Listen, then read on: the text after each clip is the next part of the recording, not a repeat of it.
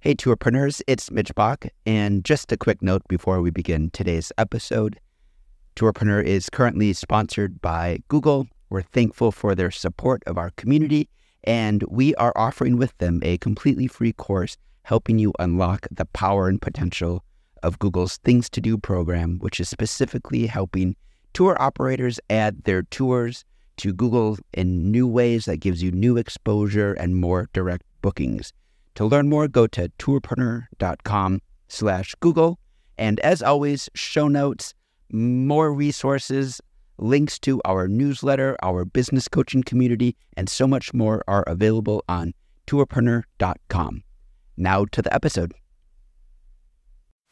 Today's episode is brought to you by Checkfront, the booking platform trusted by over 5,000 tour and activity operators around the world. You can start your own free 21-day trial over at checkfront.com.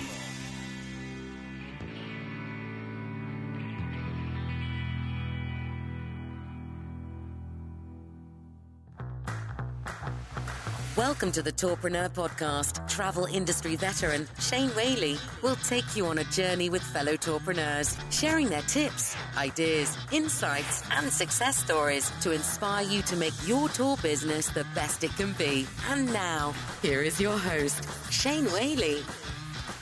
Hello, listeners. Today, we bring you a new series on Tourpreneur called Meet the Agency. I'm Shawn Teasley, marketing consultant and owner of Social Tonic, and I'll be hosting these fun and nerdy digital marketing conversations. In each episode, I have invited 3 others to join me.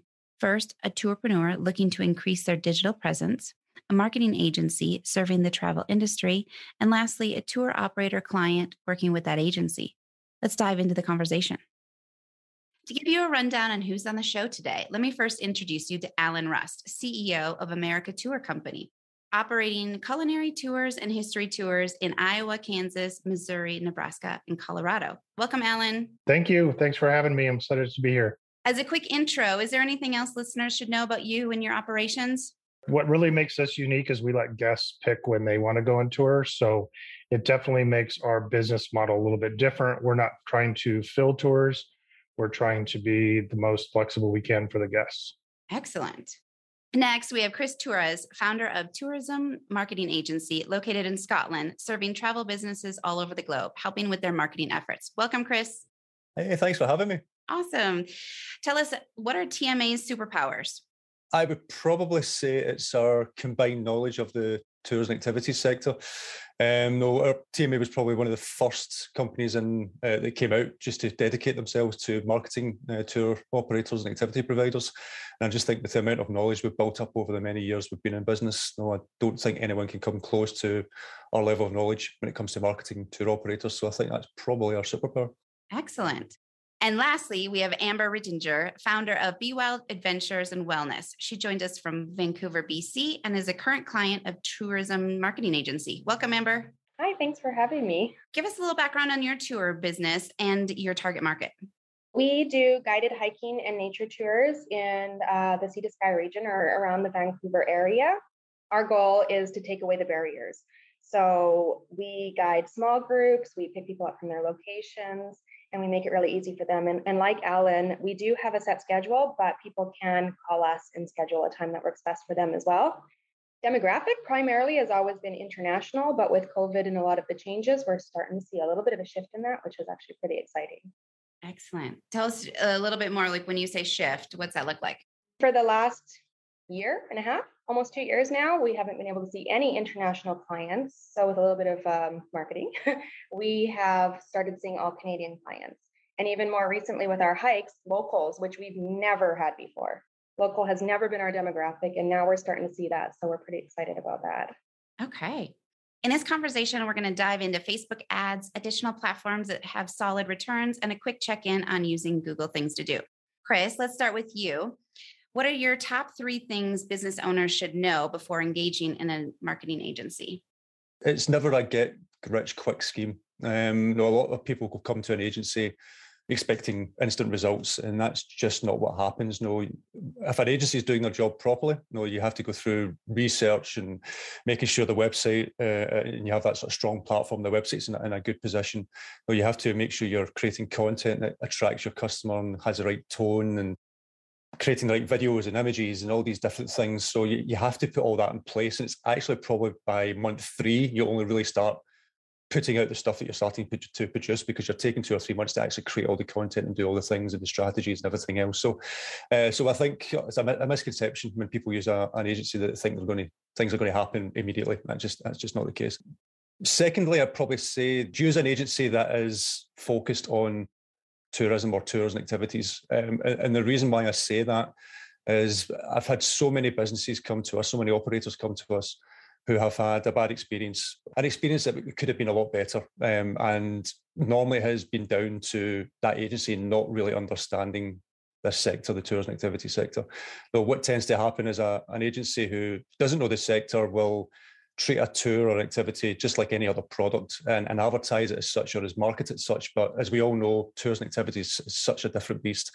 You have to market that and by grabbing people's attention and getting across your story and highlighting all the different things about your business before they even think about booking a tour or experience. And it's not just about, here's a product, this is how much it costs, buy now. That just isn't how it works. And a lot of agencies will do that if they just don't understand that sector. So using an agency, I would say, that knows the sector well. Just little things like having to say to an agency, what is an OTA? That has came across. An agency who doesn't know this sector does not know what an OTA is. So it's little things like that just that sort of causes frustration if you don't use an agency that knows this sector.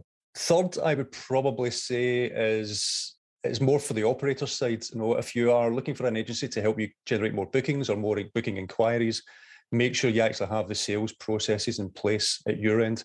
Believe it or not, and it's not the first time it's happened, we have worked with some operators, we've created lots of leads for them, we've created bookings for them, but they've not had the time to manage them because they've been too busy or they've not had the bandwidth to do it. In my opinion, you've always got the bandwidth.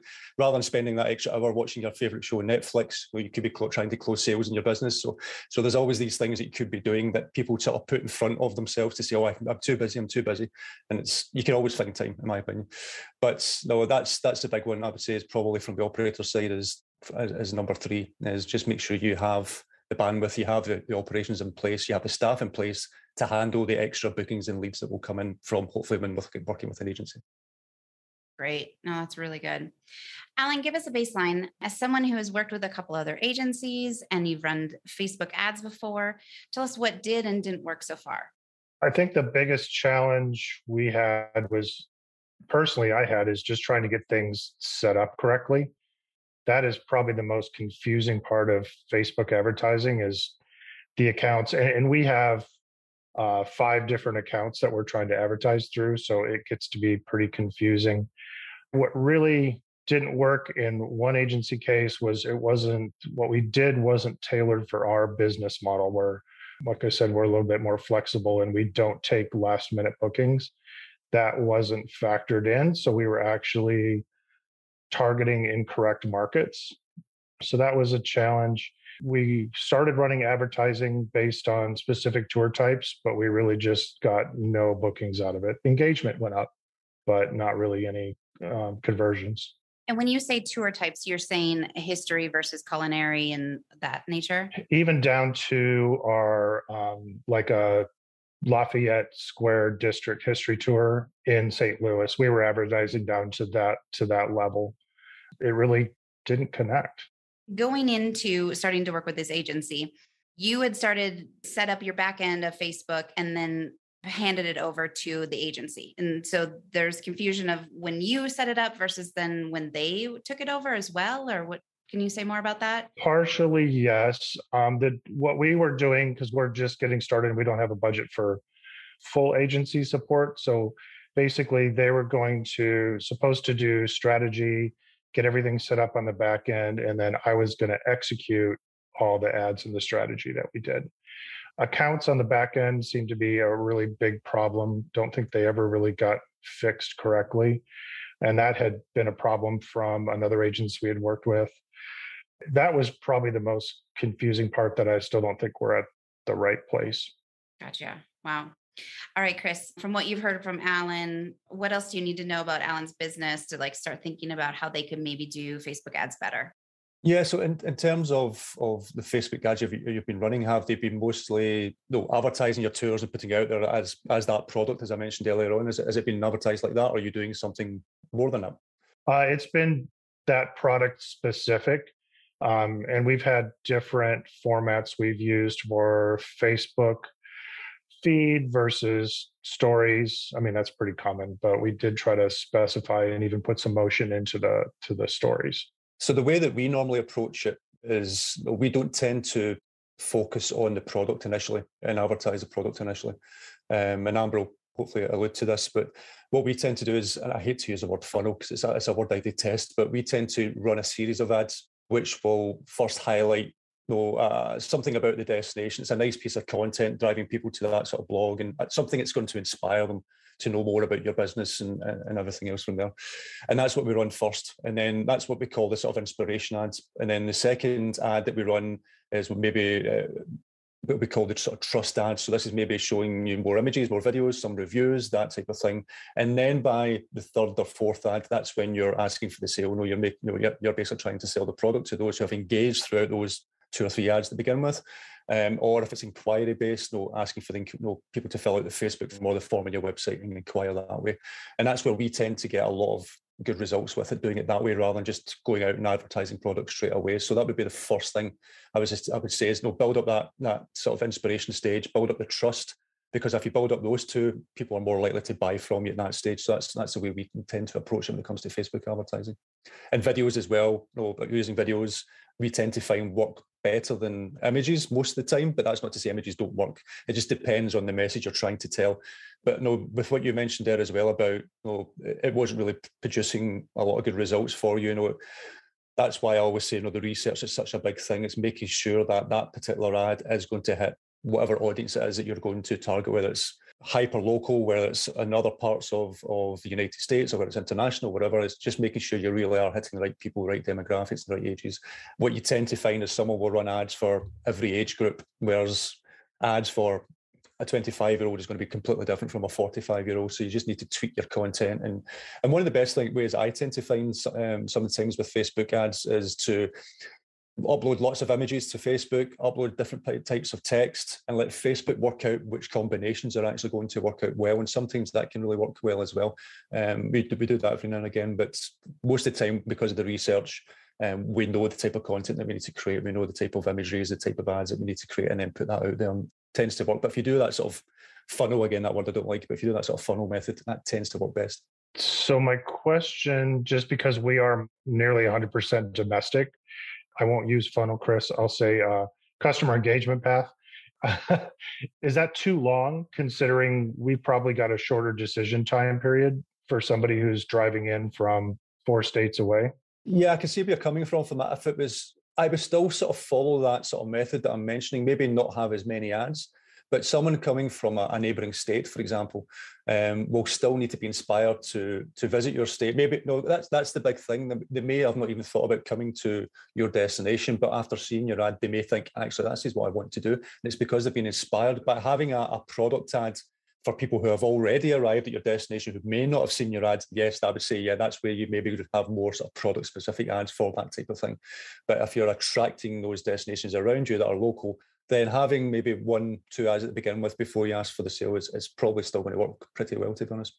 In fact, we did that for a recent company who were wanting to do cycling tours. Who would normally do cycling tours in Europe, but because of the pandemic, they've not been able to do that. So what they did was they focused on New England, which is apparently, according to them, is seen as the Europe of the United States, and a lot of sort of similarities. So we did a campaign targeting specific states that were high on cycling and everything else to try and bring them to that area. And the amount of leads that they got and the amount of inquiries was incredible. So in a space of about 6 weeks, and that was a lot of inspiring content before you actually went in and asked for the sale. So, and Alan, even prior to COVID, were most of your tour takers driving clients?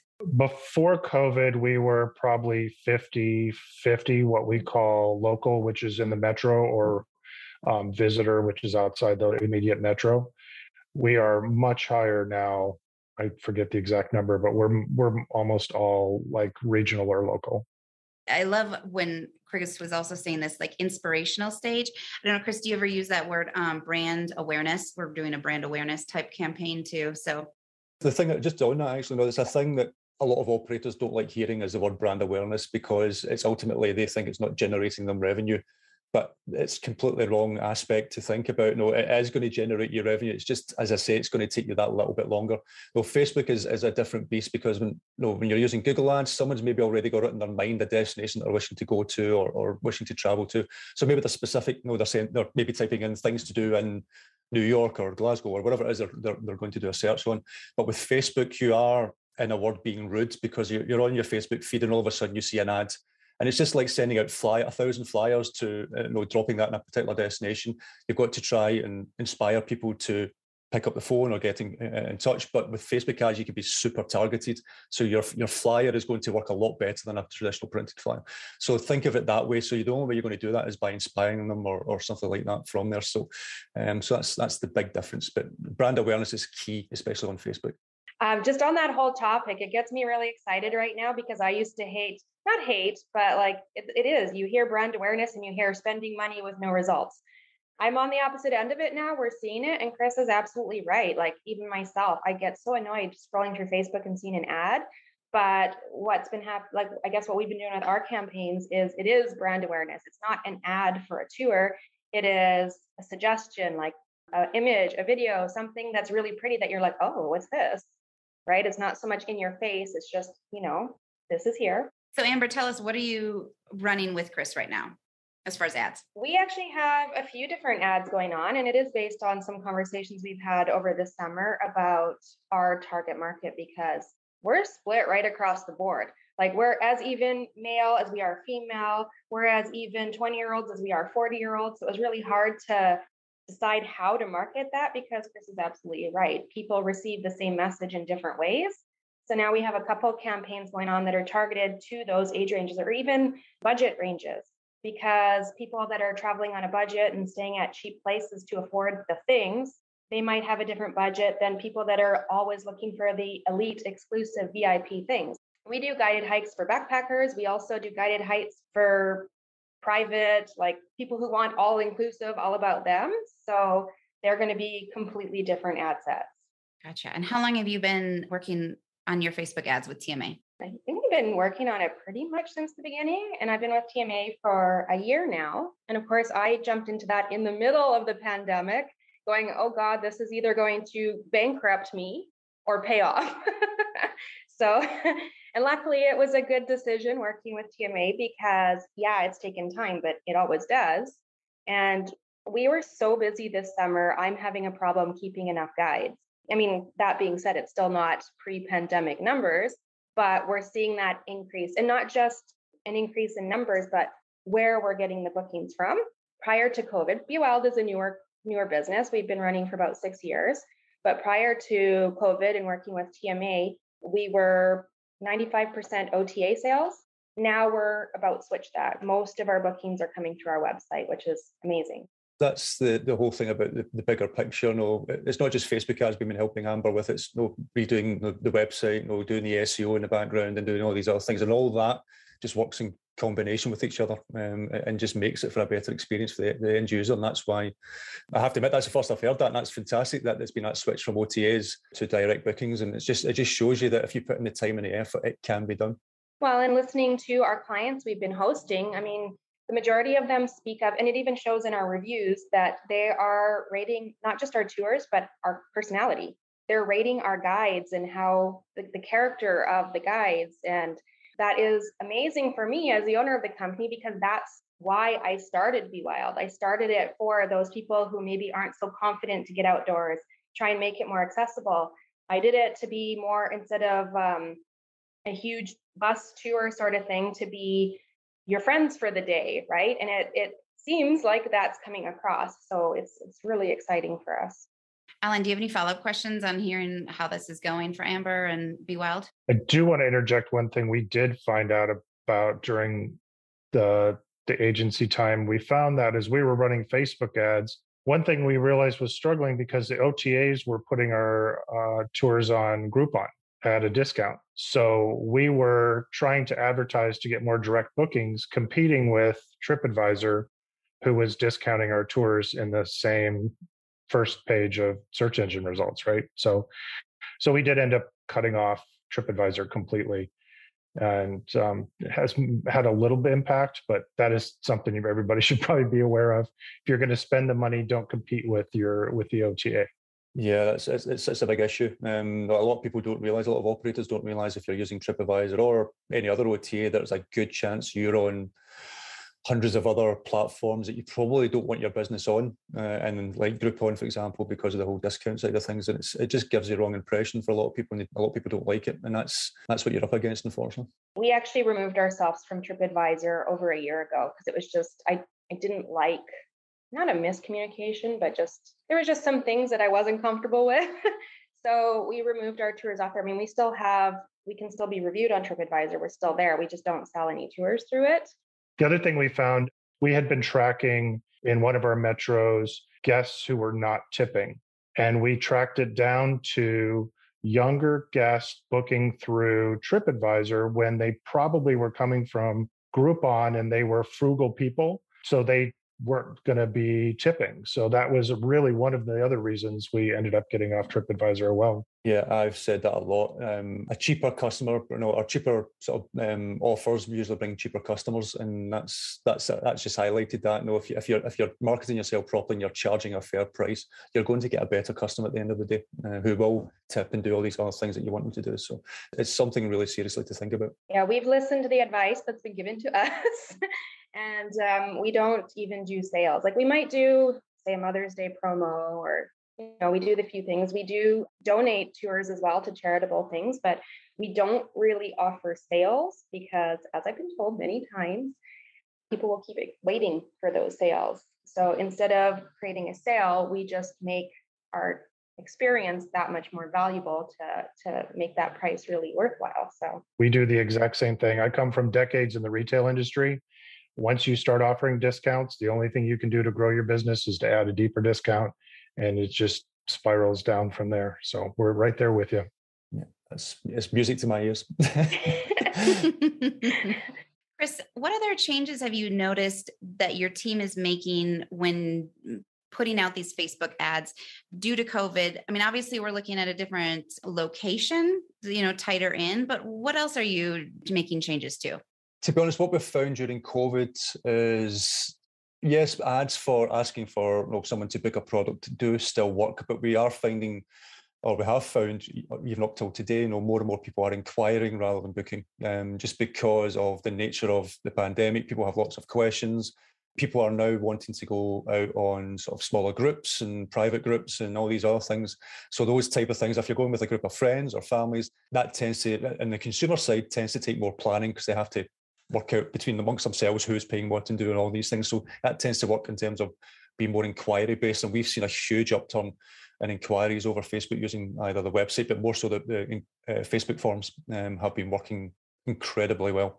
And again, that can be abused if you're not targeting right. You can just get lots and lots of crap through it, basically. But if you're targeting properly and it's bringing in those targeted leads, then it's going to give you lots more opportunities to try and close that sale. But Facebook forms has been the big one. I've seen increase over the last 18 months to 2 years just because of the nature of the last couple of years.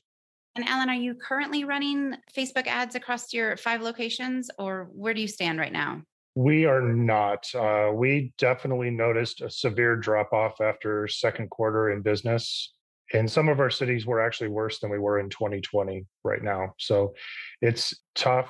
So we are not currently advertising, definitely keeping up with social media. And that's one thing I guess I also wanted to bring up. Like, Chris, is it reasonable to be able to work with your agency to work on the non-paid as well as the paid? Because, we're on Facebook, Instagram, Pinterest, TikTok, and we're on all of those. And there's definitely strategy and a mix in all of that, I think, for your total marketing plan. Yeah, no, we've got many customers ask our advice on or we help with just SEO or social media or adding content to a website or whatever that doesn't involve any paid advertising. So yeah, we can help with pretty much any type of service that you can think of when it comes to marketing a business online. When you're thinking about running your Facebook ads, having your organic feed full and beautiful and is so important to be able to actually having those Facebook ads run as well, perform well. Definitely. If you're running ads and people start going down that rabbit hole of knowing more about your business, they're going to check out your website, they're going to check out your social media. So keeping all these things up to date. It's not just that, especially with the past 2 years, if you're not keeping your social media up to date, people will just think maybe your company is went bust in administration. So by keeping up to date and letting people know that your business is doing fine, not I was going to say well, but that's probably the worst word you could probably use in the past 2 years, but it's doing fine, you're still in business, you've got little stories from your staff going up or whatever in your tour guides, all that just helps inform the consumer and gives them trust to say, okay, these guys are still in business, I'll maybe book from them. But if you've got a social media platform that's been dead for the last 2 years, no one's going to book from you if they see that happening. So yeah, it's even worse with COVID. Like that was a thing prior to COVID, is making sure that it looks like you're still operational, but now people are even more skeptical because of COVID. Yeah, for me, even last year when we quite literally could not run tours, I think that happened for everybody. We ran hikes. So I was going out and doing my own hikes and I was posting about those. I'm not very good at social media, but I try. But it was just something to keep it moving along, right? We don't get much business from Twitter, but to Chris's point, I post something on Twitter every week, just to make sure that there's some content out there. If that happens to be the platform they go to check us out on. That's the perfect thing, especially if you can get into your automation and do, just your 4 posts per month, and then it's just goes out on its own. One thing I was just going to add there about the Facebook ads, don't be scared to mention prices in your ads, or that can actually help with the qualification of customers. We ran a campaign in England who does tours across the Cotswolds and that type of thing. And they're chauffeur driven, so they'll come to London, they'll pick you up and they'll take you across the Cotswolds for a day or a weekend or that type of thing. So very private, very niche. And when the ads were coming in, we didn't have the price on them, and the leads were coming in, they just weren't what we were wanting or expecting. And as soon as we added in the price, that's to say, okay, for a group of people, it's going to be £500 or whatever it would be. That's when you get a lot more qualified leads. People where you were sort of pre-qualifying people and things like that. So don't be scared to add your price on your ads as well, because it can help massively in terms of, especially inquiry-based products. That's a great tip. Okay, Amber, you had mentioned that you're not the greatest at social media. Are you doing your own organic, or is that something that TMA is doing for you?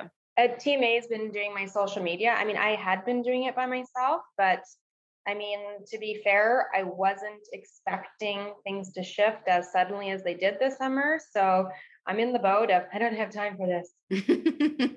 I can post pretty pictures, but to come up with something smart to say with it, I was just getting overwhelmed. So they do that too. So I was very happy to let them take that over for me. Yeah. Consistency is so important with organic. It is. Yeah. I was just going to say, even if you're using an agency for social media, posting things up, etc., that doesn't mean you can't post things up yourself. Things may happen in the moment. You may take some videos when you're out on tour. Don't be scared to say, oh, I can't do that because my agency is working on it. Post them up. No, there is no harm. Just the more content you can put up there, the better. So stories, that's what we were doing. Maybe not as often as we should have, but yeah, we were definitely still doing our own stories to be more like in the moment.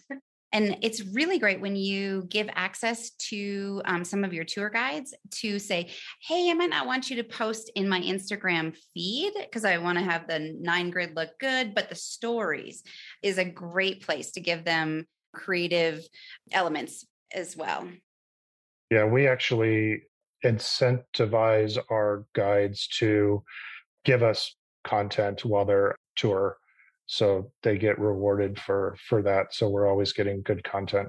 Got a quick message from one of our sponsors, and then we'll get right back to today's show. Stay tuned.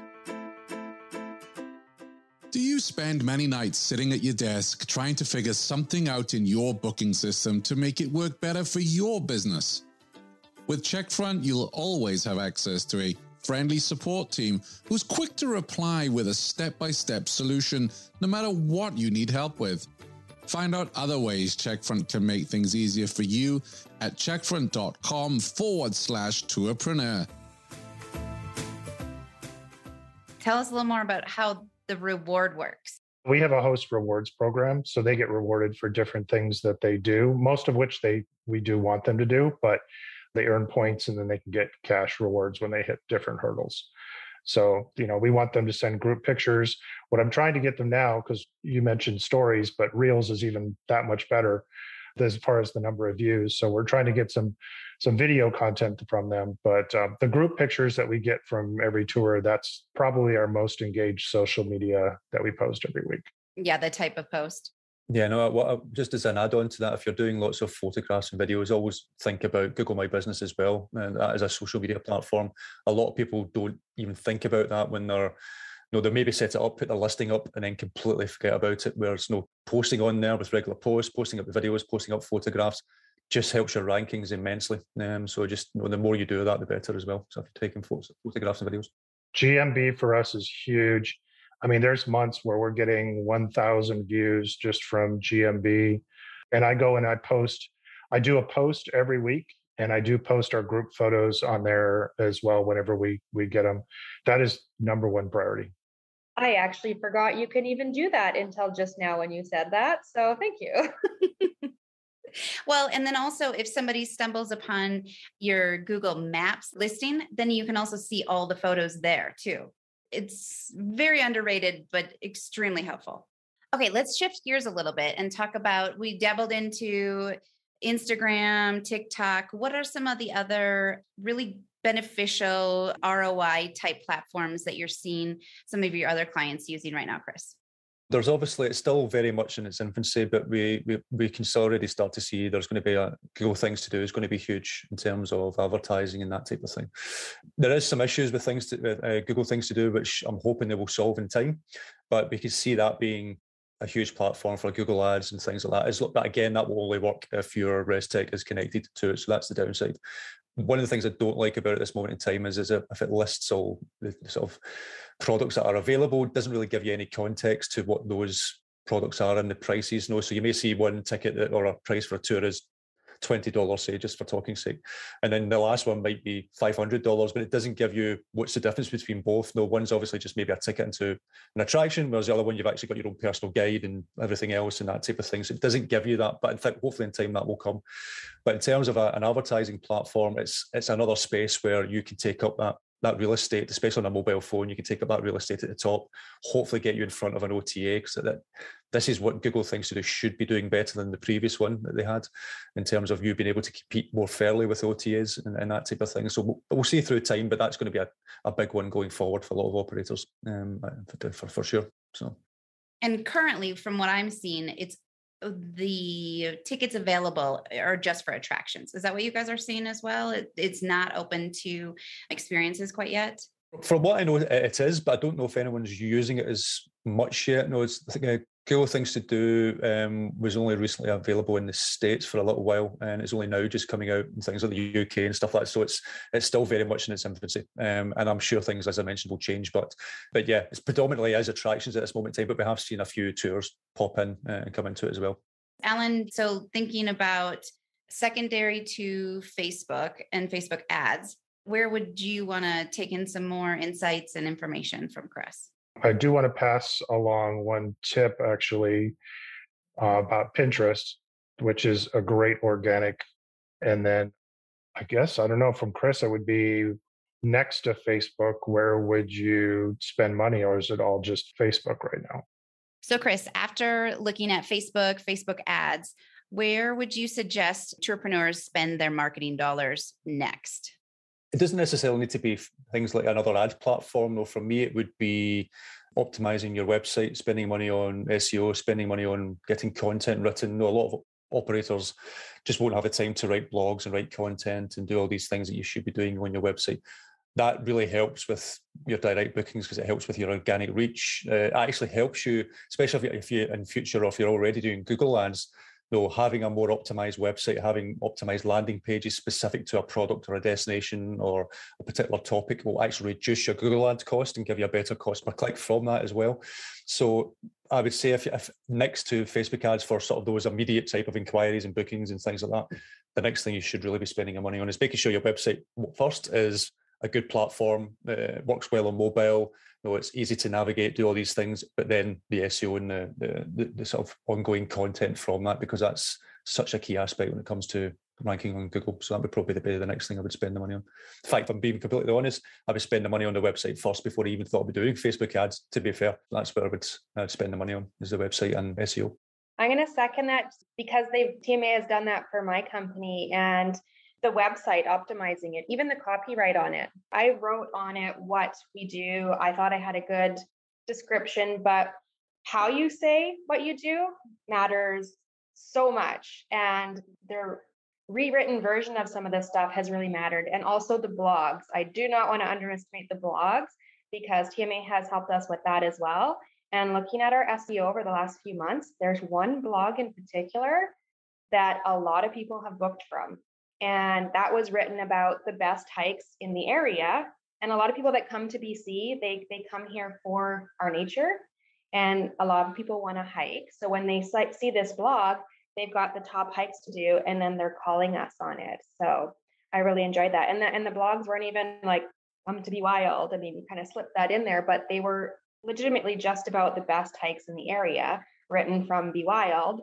So we were getting the calls on that. So the written content really does matter. And if you've got the ads that are attracting people and the website's not that good, they're just going to bounce.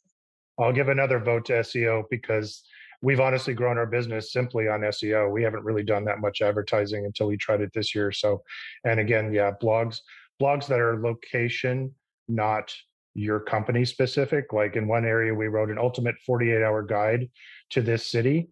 And of course, in that 48 hours, you're supposed to do a couple tours with us. That's in there, but that's not the title of the blog post, like she was saying. No, I have to give you huge props on that, Alan, because I was looking at your websites for each of your 5 locations, and you even have like the top 5 coffee location or coffee restaurants and pizza. You do that very well on each of your locations. I know that you've invested. Yeah, and that's what I was mentioning earlier about the sort of inspiring content. It's writing things. It's not necessarily about your business or promoting. Though, as you said there, Alan, you maybe have those little soft links in a text, somewhere in the text to take you off to a product or something like that. And you maybe only have 1 or 2 of them, but the blog or the article or that inspiring piece is, how is it going to help the person be inspired to come to your destination? Don't even think about buying your product, even just get to your destination. That's what the content's about, and that's what it should be doing. And then you sort of lead them off, hopefully, from that, and they'll find out more from you for once I've read that. So, all right, Amber, what's one thing that TMA is not doing for you today, and you wish they were? I'm going to say I love everything they're doing, but the one thing that maybe they don't even offer it yet is post ad campaign email marketing.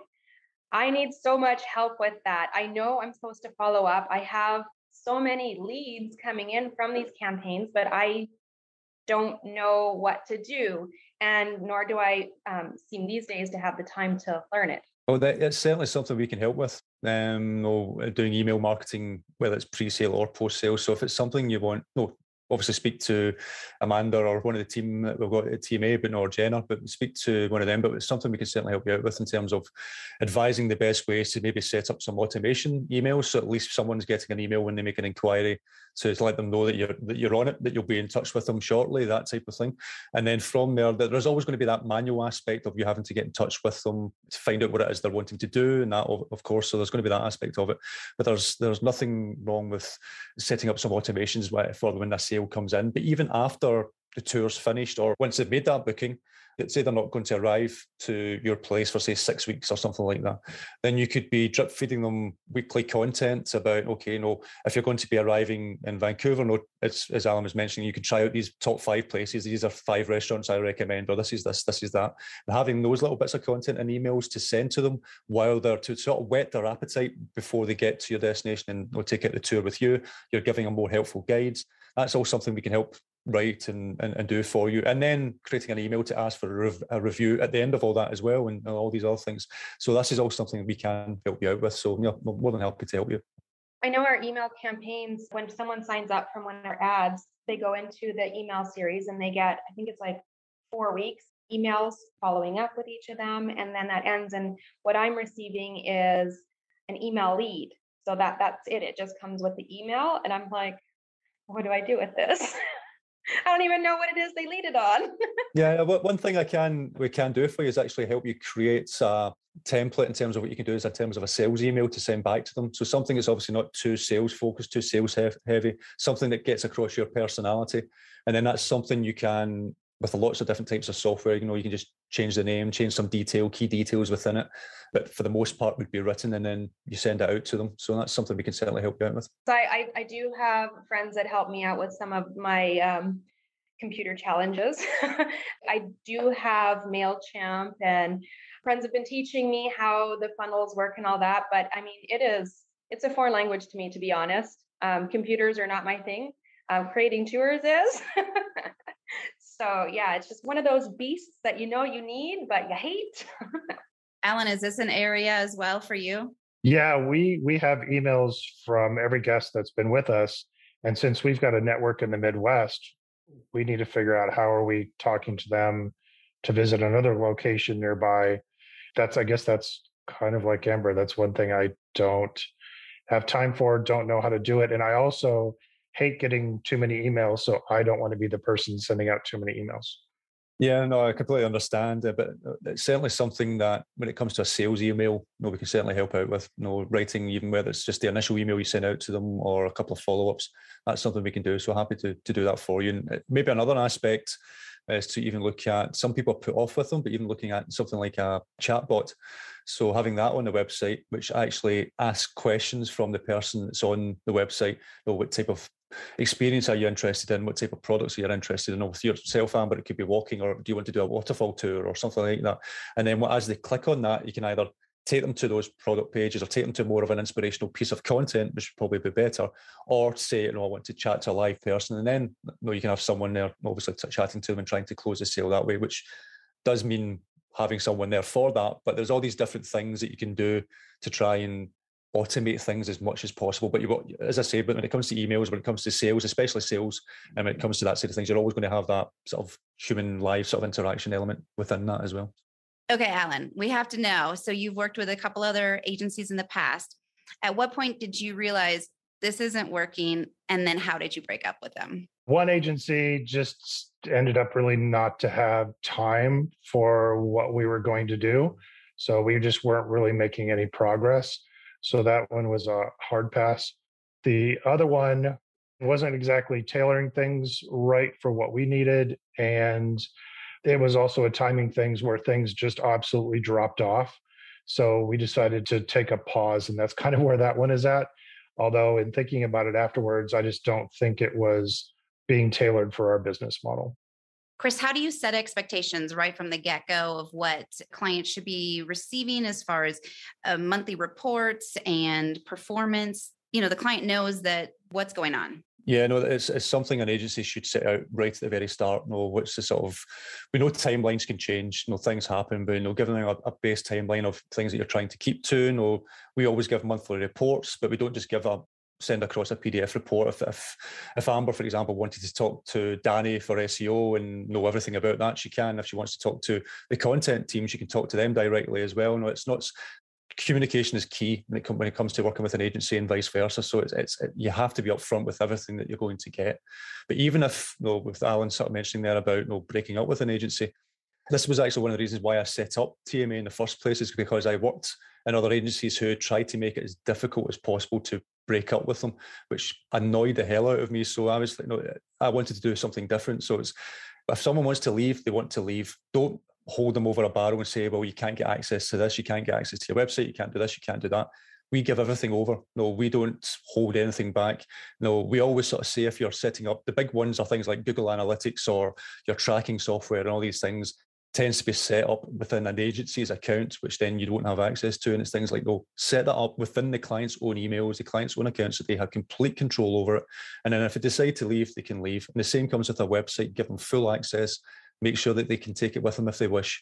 No, we don't hold anything like that back. And at the end of the day, if they're going to leave, they're going to leave, and they'll do their own thing. But we have had customers who have came back, and because of the good breakup they initially had with us, because they were obviously promised things from another agency, it didn't happen, and then they actually thought, okay, these guys know what they're doing, and then they came back and we started working with them again. So you just never know what will happen down the road, and it just gives you a bad reputation. So break as amicably as possible and give everything across that you can give to an operator.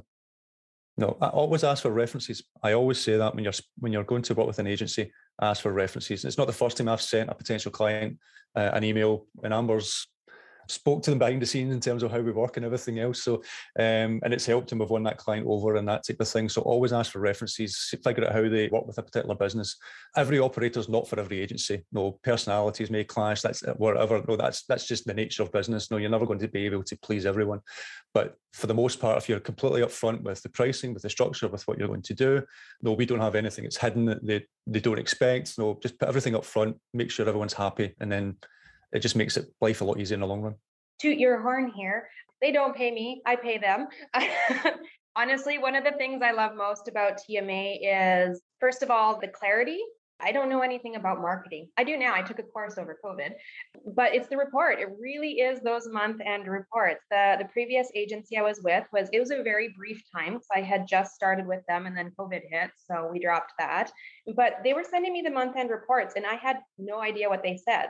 But the reports I get from TMA are so detailed, even for me who doesn't understand any of it, it made sense. And even the first one where there was bits I didn't understand, Chris is right. I talked to the team and they took the time to go on a Zoom call with me and explain it all to me. So it just made sense. And it's all laid out in a way that someone like me who doesn't really fully understand the marketing end of it or the analytics could understand it. So that was really, really helpful. I'm still hung up on how you're handling so many social media accounts. Don't make me think about it. Right? My mind went poof.